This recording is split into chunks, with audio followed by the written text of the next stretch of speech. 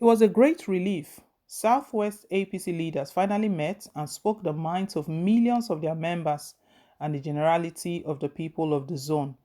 To be sure, they didn't bite the bullet of Yoruba nation activism, which to the letter is on the front burner of attention. But no one expects such an extreme position from leaders who have invested their whole life in the unity project. For all his justified frustration with the direction of Nigeria in his day, the stage didn't go there either. However, these leaders went where many might have only imagined them going. Consider that they are among the topmost brains behind the formation of the ruling party. They have unimpeded access to the presidency. They must have been doing the behind the scene contacts, expressing their concerns about the direction of the nation. But who will give them credit if they aren't visible results, and whose results their people aren't happy with them? What to do? The logical implication of being a party leader is that you get to contribute to the policy priorities of the ruling party. But if you are not a government functionary, you don't get to control the decisions of government. It is used to be the case of the party discipline, ensures that party endorsed policies are carried out by party sponsored government. When that is the case, party and government speak with one voice and act with one determination. The people of the Southwest political zone have always been upfront about their political preferences since the fiesty politics of the First Republic. They are a welfare liberal, live and let live people. They are enlightened enough to understand that the foremost responsibility of government is the security of the people.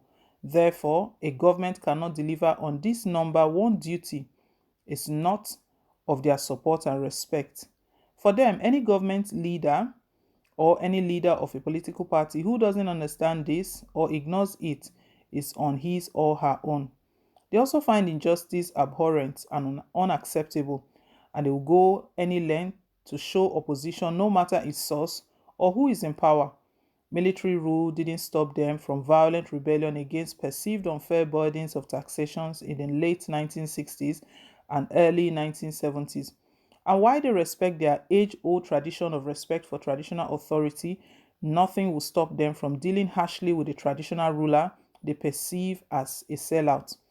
Consider then what they think of and how they might deal with political leaders they think don't respect their interests adequately to the outside world. Recall here the episodes that led to the eventual collapse of the First Republic.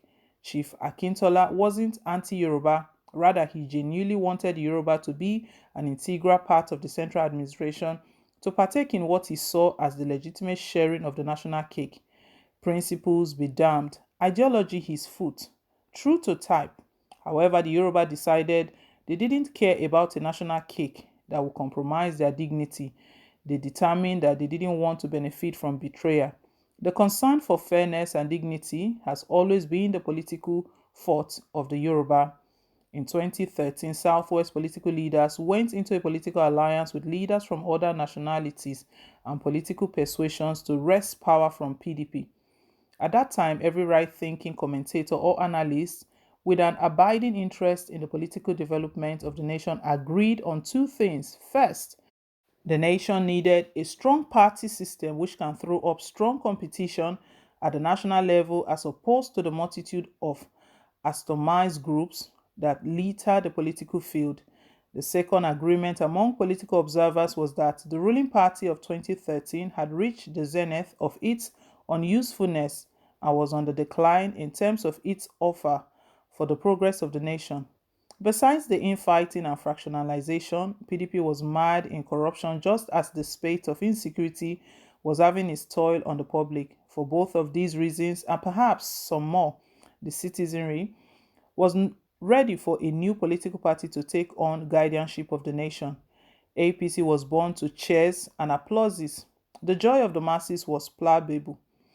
People just wanted change, and the party smartly capitalized on the people's desire with its mantra of change. The icing on the cake for a tired citizenry was the party's declaration to a commitment of devolution of power via constitutional amendment. It was right there on top of its manifesto page for a people that had led the call for restructuring for the better part of 4 decades. There couldn't be a more cheerful and hopeful political news. The Southwest was bought, and it was a huge win for the party. Fast forward 8 years, and the narrative cannot be more different. And this must be disheartening to party leaders who have always meant well and have always struggled hard to place the concern of their people in front burner of their political tactic and strategy. But they cannot pretend not knowing what has gone wrong. It is too glaring to miss. Hopes of restructuring were raised and quickly dashed. What was supposed to be a constitutional amendment priority was delayed for 3 years. Then, in 2018, a high-powered committee of the party was empaneled. It worked hard and submitted a report with good recommendations. What happened thereafter couldn't have featured in anyone's psyche. No one now knows where the report is, and no political leader is saying anything about it. But our people are not stupid. They know what they want, and they know in their hearts who is to blame. Surely, many nationalities who appreciate a big share of the proverbial national cake. And there's no doubt that there's a lot of these being passed around. Roads and rail works are going on like they never have. Irrigation projects and boreholes are springing up around the country. The center is making its presence felt in policies and projects across the land. But priority differ. What one part desires is not the priority of the other. The liking of one is not necessarily the fancy of another. This explains why even allocation of projects may not temper the disappointment of the people in the party, and government's seeming abandonment of restructuring or devolution of power as a priority. The recent tongue lashing from Senate President and Attorney General has only added fuel to the fire of anger among Southerners in general and Southwesterners in particular. How does one begin to understand the weird idea that confounds and equates restructuring at state level, whatever that means, and restructuring that the party promised at the national level in its manifesto? My sympathy is with Southwest leaders who are put at the receiving end of taking all these in and dealing with the fallout as they relate to their people. If restructuring is a bit on the abstract level of political understanding, insecurity is at the opposite end in the realm of experience. You may not understand what restructuring is all about. You sure know when you are not safe on your farm, when your livelihood is forcefully appropriated as free lunch for cows, and you dare not raise a voice of protest. You cry to your traditional rulers and your council chairman and councillors. They cannot help you because they don't control the security forces, and you wonder why you even trusted them with your votes in the first place. With their experience of insecurity due to open grazing with impunity, the most abstract idea of restructuring begins to saturate the consciousness of our people. They now have a response. If we cannot control security agents and we are subjected to violent attacks as we try to eke a living on our farms, what have we to lose by struggling for a sovereign nation with full security architecture as its responsibility? Fair enough, isn't it?